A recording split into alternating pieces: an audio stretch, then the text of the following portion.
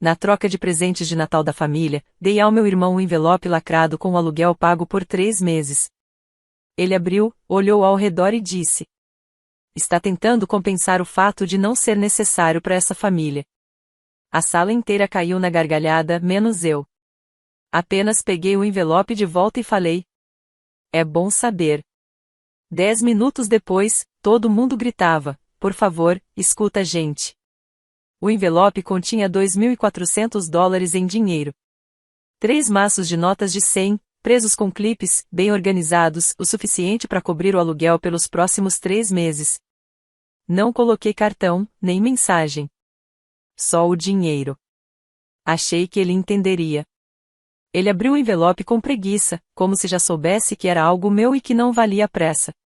Tirou as notas, levantou as sobrancelhas e disse alto, para todo mundo ouvir: "Está tentando compensar o fato de não ser necessário para essa família." Risadas. Gargalhadas de verdade. Meu pai bateu palmas. Minha mãe riu e cobriu a boca. Minha tia Sharon ficou até sem ar. Alguém murmurou alguma coisa absurda. E eu fiquei ali parado, segurando uma caneca de café vazia, olhando para eles e me perguntando por que eu ainda me dava o trabalho de aparecer. Ninguém disse obrigado. Nem um simples "isso ajuda." Jake nem percebeu o que aquilo significava. Como se $2.700 simplesmente caíssem do céu pra gente como ele. Ele tem 23 anos, está desempregado, não tem currículo e passa os dias dormindo, jogando ou fingindo que está procurando emprego. Meus pais dizem que ele está apenas amadurecendo mais tarde. Eu chamo de dependente profissional. Estendi a mão, peguei o envelope da mão dele, coloquei no bolso do meu casaco e disse: "É bom saber." Foi isso. Só 3 palavras, mas o clima mudou na hora. Como se alguém tivesse apertado o botão de mudo da festa. O barulho dos talheres parou. As risadas cessaram. Eu não gritei. Não parecia bravo. Só me levantei e comecei a vestir minha jaqueta. Mamãe foi a primeira a quebrar o silêncio. "Oliver, não faz isso." Foi só uma piada. Depois veio o papai. "Vamos," ele não quis dizer nada. "Senta, come alguma coisa." As tias também entraram. "Não vamos estragar o Natal. Você tá interpretando tudo errado. Você sabe como seu irmão é." "Sim, eu sei. Esse é o problema." O que eles não sabiam é que eu já estava no meu limite. Há meses, venho pagando o aluguel, as compras e as contas deles. Todo tipo de desculpa, da suposta lesão nas costas do meu pai até a repentina pausa na carreira da minha mãe, terminou comigo fazendo transferências para manter todo mundo à tona. E ninguém nunca parou para perguntar se eu estava bem. Só presumiram que eu deveria continuar aparecendo, pagando, sendo o responsável. Enquanto Amanda passava o Natal com a família dela em Vermont, eu estava aqui sendo zoado por ter feito demais. Então eu falei, da forma mais clara possível, que aquele seria o último mês em que pagaria as contas deles. A partir do mês que vem, o Jake que se virasse para pagar o próprio aluguel. Eu não queria mais brincar de banco da família. Foi aí que começou a gritaria de verdade. Todo mundo tinha algo a dizer. Que eu estava exagerando. Que ia me arrepender. Que era só uma brincadeira idiota e que eu precisava criar uma casca mais grossa. Mas eu não levantei a voz. Não me defendi. Não expliquei. Simplesmente saí. Deixei a porta aberta atrás de mim. Sem bater. Sem olhar para trás. Só o ar frio e a sensação silenciosa de que alguma coisa, enfim, tinha se quebrado. Achei que sair do jantar de Natal fosse ser a parte mais difícil. Mas, no fim das contas, foi a coisa mais fácil que fiz em anos. As consequências começaram na manhã seguinte, chamadas perdidas, mensagens longas, áudios cheios de culpa. Minha mãe entrou em modo drama total. Você envergonhou seu irmão no Natal. Essa família já passou por tanta coisa. Você sempre foi aquele em quem a gente podia confiar. Ela nem mencionou o envelope. Nem o fato do Jake ter me humilhado na frente de todo mundo. Já pulou direto para a parte onde eu era o problema por ter reagido. Ignorei tudo. Não li nada. No segundo dia, as mensagens ficaram mais diretas. Seu pai está tentando falar com você como um homem. Não o exclua. Então fui jantar com eles. Não esperava muito, mas achei que podia ouvir o lado deles e dizer o meu. Jake estava exatamente como eu imaginava, de capuz, olhando pro celular, sem dizer uma palavra. Mamãe tentou bancar a anfitriã, como se fosse dia de ação de graças e não uma reunião para conter os danos. Meu pai fez uma tentativa forçada de puxar papo sobre o mercado de ações, o que foi hilário, considerando que fui eu quem pagou a conta de luz deles nos últimos 3 meses. Depois do jantar, ele parou de fingir e começou a falar sobre perspectiva. Sobre como o dinheiro complica as coisas. Sobre como ele se sente quando perde o controle da situação. Aí veio o discurso. Não um pedido de desculpas, mas uma justificativa. Se você pudesse ajudar só em fevereiro, a gente conseguiria ajeitar tudo. Tenho uma pista de trabalho. O Jake tá pensando em fazer um curso. É só uma fase ruim, só isso. Foi aí que percebi, ninguém tinha entendido nada. Eu disse que não se tratava de um envelope. Eu falei que estive pagando as contas deles, consertando o carro da família, cobrindo os cheques sem fundo do Jake há 2 anos. E o que recebi em troca? Desprezo. Piadas. Riram de mim por fazer o que nenhum deles conseguiu fazer. Jake, finalmente, tirou os olhos do telefone e murmurou. Ninguém te pediu para fazer isso. Eu dei uma risada curta. Me levantei e disse. Vocês têm 30 dias para descobrir como funcionar como adultos. Mamãe começou a chorar. Papai disse que eu estava exagerando. Jake voltou pro telefone. Deixei minha chave na mesa do corredor e fui embora. Nem me despedi. Na semana seguinte, recebi uma mensagem da minha mãe. O aluguel vence em 5 dias. Por favor, mande o que puder. Enviei $1 no Venmo. Legenda. Mais do que posso pagar. Essa foi a última vez que mandei qualquer coisa para eles. Nos primeiros dias, tudo ficou em silêncio. Acho que estavam esperando que eu voltasse, como sempre, com um cheque e um pedido de desculpas. Mas eu não voltei. Eu estava esgotado. O que eles não sabiam é que Amanda e eu estávamos morando juntos desde novembro. Nada dramático, só 2 pessoas que gostavam de ficar perto uma da outra. A família dela não sabia muito sobre mim, além de alguns encontros de família. Eu era educado, quieto, ninguém marcante. Mas isso mudou depois do Natal. O pai da Amanda me ligou, do nada, pedindo ajuda para consertar umas prateleiras na garagem. Fui. Parte porque não tinha nada melhor para fazer, parte porque gosto dele. Passamos algumas horas no frio, mexendo em ferramentas, conversando sobre carros antigos. Nada muito profundo. Mas então ele perguntou se eu queria ficar para o jantar. E eu fiquei.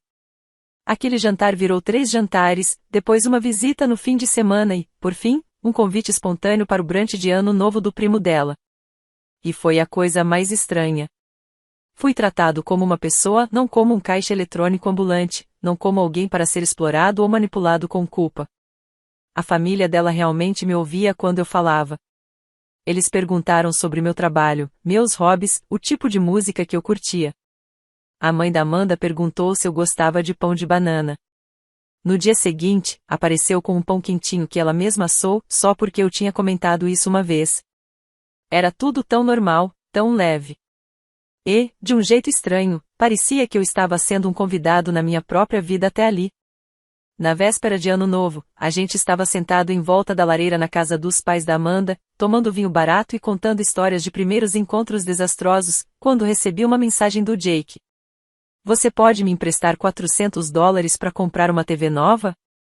A nossa quebrou. Sem oi, sem espero que você esteja bem. Apenas um pedido direto, como se nada tivesse acontecido. Enviei $1. A legenda dizia. Isso é mais do que posso pagar. Nunca tive resposta. Essa foi a última vez que ouvi qualquer coisa deles. Na segunda semana de janeiro, comecei a notar algo estranho. Nenhuma ligação. Nenhuma mensagem. Nenhum pedido de última hora. Era quase perturbador. Eu estava tão acostumado a ser cobrado ou pressionado o tempo todo, que o silêncio deles parecia o silêncio antes de uma tempestade. E então, numa noite, alguém bateu na porta. Eram umas 8 da noite. Estava congelando lá fora. Era meu pai. Nenhuma mensagem antes. Nenhum aviso. Só apareceu, parado ali com uma jaqueta fina, como se ainda fosse normal ele surgir na minha porta sem avisar.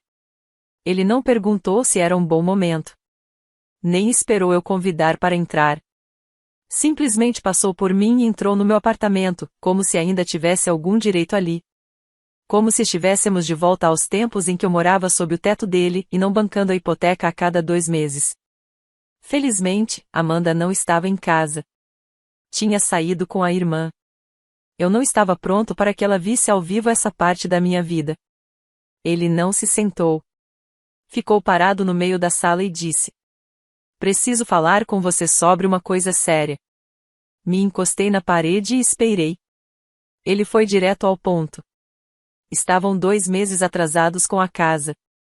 A empresa do financiamento estava ligando. Tinha um aviso colado na porta naquela manhã. Disse que precisavam de $8.000 para colocar tudo em dia e evitar a execução da hipoteca. Eu não disse nada. Ele começou a se justificar. Falou que estava procurando trabalho. Falou que o processo de aposentadoria por invalidez ainda estava pendente. Falou que o Jake estava passando por uma fase difícil, mas que tinha planos de se reorganizar. Eu fiz só uma pergunta. Onde o Jake está agora? Ele olhou pro chão e respondeu. No quarto dele, tocando alguma coisa, claro. Aí ele disse: "Olha, eu sei que a gente não demonstra, mas a gente valoriza tudo o que você fez. Não é fácil pedir isso, mas, se a gente perder a casa, sua mãe, isso vai acabar com ela." Eu disse que sentia muito. E eu sentia mesmo. Mas que não ia emprestar nada. Nem $8.000. Nem 800. Nem 8. Ele me olhou como se não conseguisse processar aquilo. Como se fosse um teste, e eu tivesse dado a resposta errada. Ele disse: "Então é isso? Você vai deixar sua família afundar." Eu respondi que não deixei ninguém afundar. Eles é que estavam se agarrando a mim enquanto se recusava a nadar. E eu estava cansado de ser o bote salva-vidas. Ele ficou em silêncio. E então disse a frase que selou tudo. "Eu devia saber que você viraria as costas quando as coisas ficassem difíceis." Foi aí que abri a porta e disse que ele precisava ir embora. Ele não discutiu. Só saiu, sem dizer mais nada. No dia seguinte, recebi uma mensagem em grupo da minha mãe. Daquelas mensagens genéricas que ela mandava quando alguma coisa ruim acontecia. "Oi, família. Estamos passando por uma crise e tentando levantar fundos para salvar a casa. Qualquer ajuda é bem-vinda. Obrigado e que Deus abençoe." Li 3 vezes, esperando por algo. Qualquer coisa. Um reconhecimento, uma responsabilidade. Mas não tinha nada disso. Alguns parentes responderam com ofertas modestas. "Podemos ajudar com $100.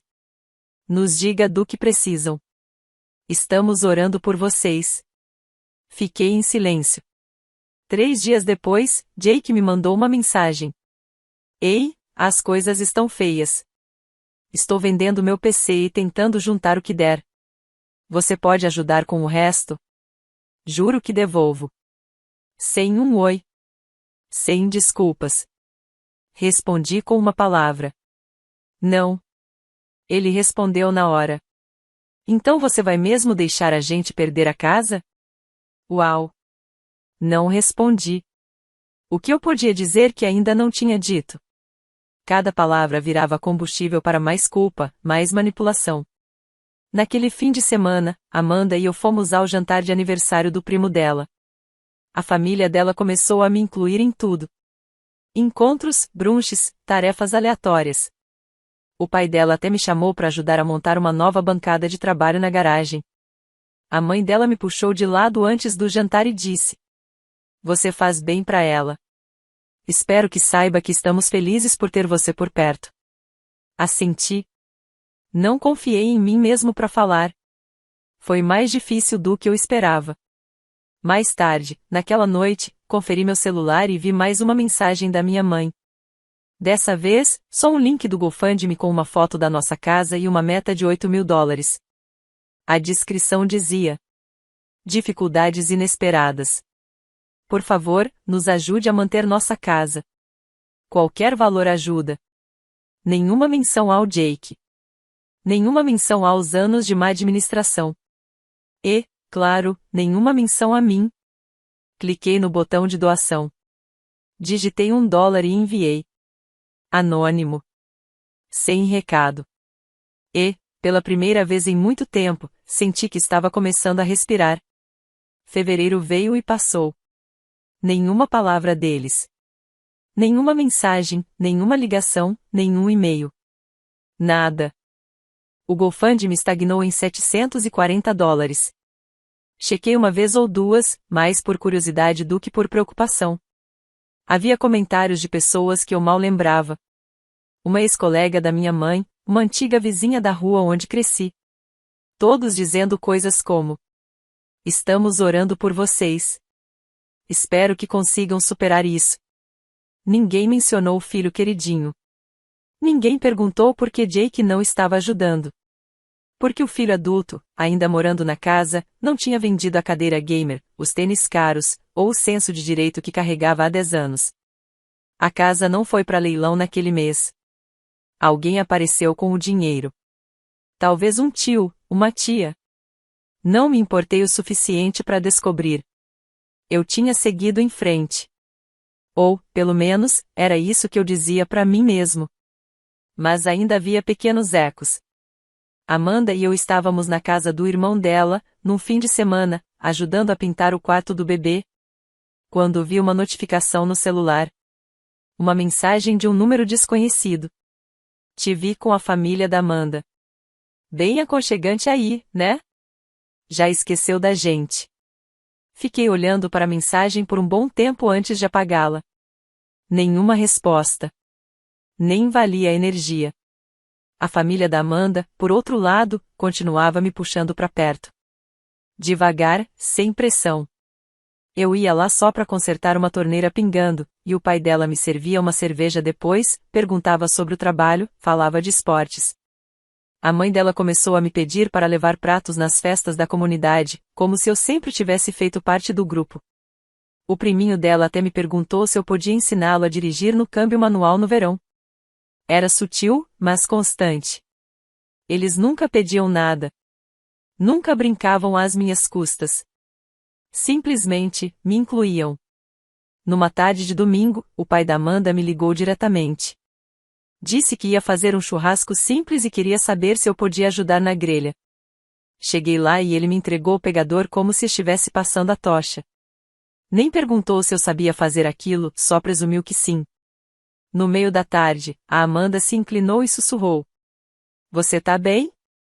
Eu disse: Tô. E era a verdade. Era estranho estar ali, virando hambúrgueres, rindo com pessoas que não conheciam a minha versão antiga. Gente que não sabia do cara que dirigia 1 hora a cada 2 semanas para arrumar o encanamento de outra casa, ou pagar a fatura de cartão de crédito que nem era dele. Eles não me viam como alguém quebrado, amargo, ou forçado a ser eternamente responsável. Eles só me viam. Alguns dias depois, recebi uma última tentativa da minha mãe. A mensagem dizia: Você pode nos ajudar a comprar uma TV nova? Só uma pequena. A nossa morreu de vez. O Jake tem estado mal ultimamente. $400 já ajudavam. Fiquei olhando para a tela um tempo. Depois mandei $1 com a legenda: Diz pro Jake pegar um livro. E foi isso. A última vez que ouvi falar deles. Sem um obrigado. Nem mesmo um silêncio simbólico. E, pela primeira vez, não pareceu castigo. Pareceu merecido. Em março, o silêncio da minha família tinha se transformado em algo sólido. Não era uma guerra fria, era mais como uma resignação mútua. Ninguém mais tentou contato. Nada de cutucadas do Jake, nem culpa disfarçada da minha mãe, nem mensagens vagas com tom passivo-agressivo de números desconhecidos. Achei que fosse me sentir sozinho. Mas não me senti. Amanda e eu estávamos construindo algo que finalmente parecia estável. Nada espalhafatoso, nada de comédia romântica, só consistência. Ela deixava bilhetinhos na cozinha, tipo: não esquece seu almoço. Ou: comprar leite com um desenho bobo de uma vaquinha. Eu me pegava animado para fazer coisas simples, como ir à feira no sábado só para discutirmos qual maçã era melhor. Não era um amor de filme. Eram pequenos gestos. Reais. Mas foi com a família dela que a mudança de verdade começou. A mãe da Amanda, de todas as pessoas, foi quem desencadeou isso. Num domingo à tarde, ela me pediu para chegar mais cedo para ajudar com as cadeiras do chá de bebê da prima dela. Achei que fosse só ajuda com organização. Mas aí ela me entregou uma lista de tarefas como se eu já fosse parte da logística oficial. Nem hesitei. Só fiz. Em algum momento da festa, notei o pai da Amanda me observando. Pensei que ele estava me julgando de novo. Velho reflexo. Mas quando todos foram embora e a gente desmontava as decorações, ele disse algo que me pegou de surpresa. Você se sai bem. Já vi muita gente desistir com menos. Ele não entrou em detalhes. Não disse o que sabia ou o que a Amanda contou. Mas ficou ecoando na minha cabeça. Naquela noite, me peguei rolando mensagens antigas da minha família. Nada dramático. Só, olhando. Tentando lembrar o que já foi. Lembrando da sensação de só ser desejado quando tudo dava errado. Não respondi nenhuma. Apaguei a conversa inteira. A próxima reviravolta veio do nada. Amanda e eu estávamos comprando tacos quando ela disse, casualmente: ah, a propósito, minha prima Júlia convidou a gente para passar um fim de semana na casa do lago mês que vem. Parei por um segundo. A mesma que não lembrava do meu nome nas 4 primeiras vezes que nos vimos? Ela riu. É, mas agora você é o Oliver que consertou a churrasqueira, então parece que foi promovido. Parecia algo bobo. Só um fim de semana normal. Até que o marido da Júlia, o Brian, me puxou de lado na sexta-feira à noite e disse que queria conversar sobre trabalho. Acontece que ele trabalhava numa empresa pequena que estava procurando um gerente de projetos com experiência em TI. Ele não sabia muito sobre mim. Só o que a Amanda contou. Que eu era confiável. Organizada e longe de ser uma idiota, mas ele estava interessado. Ele disse: você não está no LinkedIn, o que é estranho. Mas as pessoas lembram como você as fez se sentir. Isso conta mais. Eu nem sabia que estava sendo considerado para nada. Conversamos por 1 hora. No final do fim de semana, eu tinha uma proposta provisória. Menos viagens, mais flexibilidade, salário melhor. Amanda me encontrou sentado no cais, naquela manhã de domingo, só olhando para a água. Ela perguntou se eu estava bem. Assenti, ainda processando. Porque, no fundo, alguma coisa em tudo aquilo parecia roubo, como se eu estivesse pegando algo que não era para mim. Uma família que não era minha. Uma oportunidade de emprego que apareceu entre cervejas. Uma paz que eu não tinha conquistado, pelo menos não da forma como eu costumava achar que merecia. Contei para ela sobre a oferta. Ela só disse: eu te falei que eles iam gostar de você. Na semana seguinte, minha mãe ligou. Primeira vez em meses. Sem recado na caixa postal. Só uma ligação perdida. Deixei passar. Depois, veio uma segunda ligação, seguida de uma mensagem. Podemos conversar? Nada de ruim. Só conversar. Por um segundo, senti aquela velha contração no peito. O impulso automático de facilitar as coisas, de ceder, de consertar. Mas eu não liguei de volta. Encaminhei a chamada. Mandei uma mensagem para Amanda. Ela respondeu: sua vida tá mais tranquila agora. Continua assim. E ela estava certa. Quanto mais eu me afastava, mais tudo se tornava claro. Eles não estavam me procurando porque sentiam minha falta.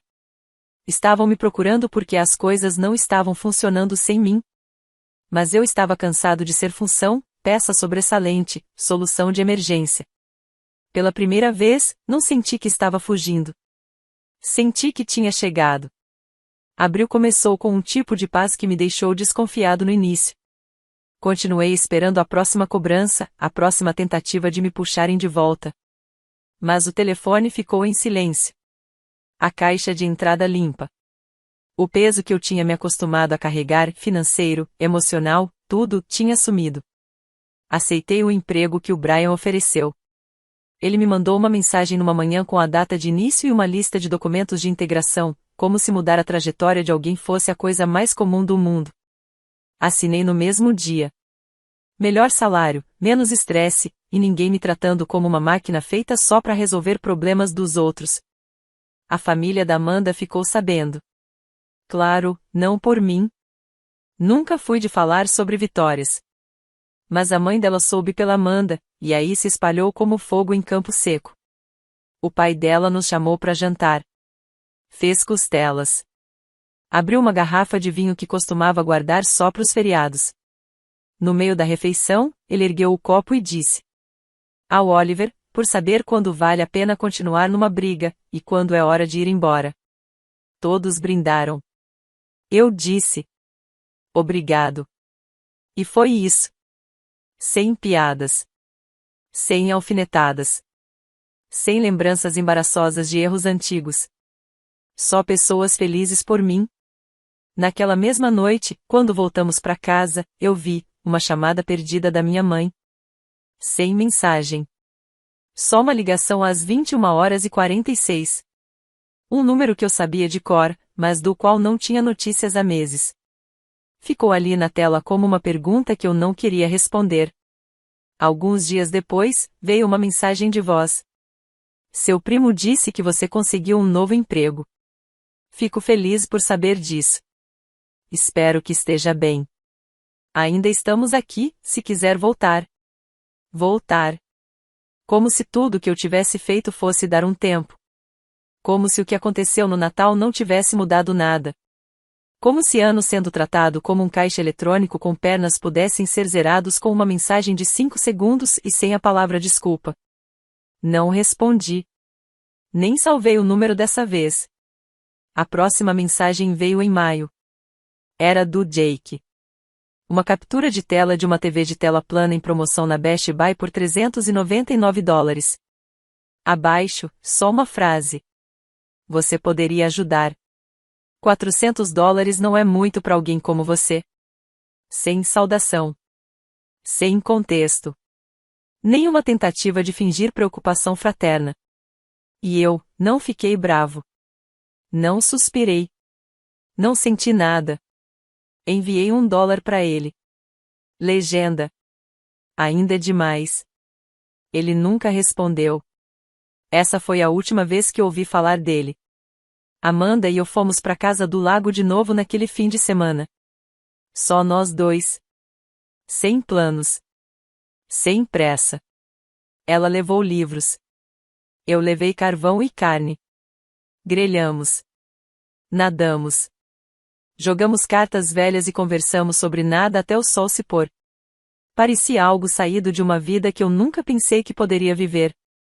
Naquela noite de sábado, sentada perto da lareira, com um cobertor no colo e o cabelo ainda molhado do lago, Amanda me perguntou: Você sente falta deles?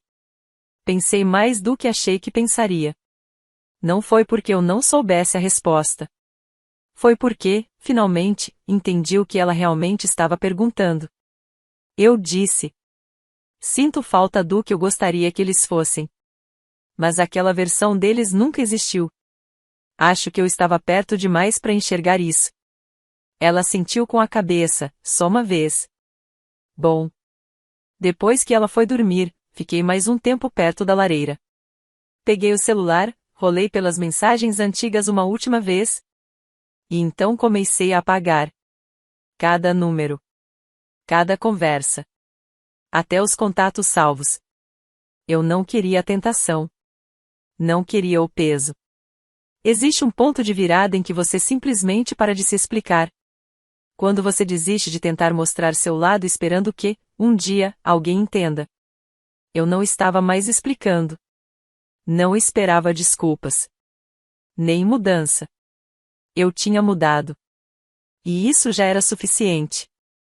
Quando fui para a cama, Amanda se mexeu no colchão, meio dormindo, e murmurou: "Está tudo bem?" Beijei a testa dela. Sim. Finalmente, está tudo bem. Atualização. Uma pequena surpresa que me atingiu com mais força do que eu imaginava. Já faz alguns meses desde que tudo aconteceu. Eu nem planejava escrever mais nada. Achava que a história tinha acabado onde deveria. Ruptura total, emprego novo, Amanda. A família dela praticamente me adotou. E a minha antiga vida desapareceu no retrovisor. Mas na semana passada, algo me pegou de surpresa. Amanda e eu estávamos na casa dos pais dela, num almoço simples de domingo. Nada demais, sanduíches e limonada no quintal. A mãe dela sumiu lá dentro por uns minutos e voltou com uma caixinha de papelão. Daquelas que parecem de joias, só um pouco maior. Ela me entregou e disse: "Não é nada demais. Só algo que encontramos limpando o sótão." Abri. Lá dentro, uma foto antiga de Polaroid. Amanda e eu, no nosso primeiro dia de ação de graças com a família dela. Eu estava com um prato de papel cheio de comida, no meio de uma mordida, parecendo confuso e meio rindo. Ela estava ao meu lado, apontando para alguma coisa fora da foto, rindo tanto que os olhos estavam fechados. Eu mal lembrava que essa foto existia. A mãe dela disse: "A gente guardou porque foi o dia em que percebemos que você se encaixava." Aquilo me pegou de um jeito que eu não esperava. Não pela foto em si, mas porque alguém teve o cuidado de lembrar daquele momento. De me incluir numa memória que eu nem sabia que tinha significado. Guardei a caixinha.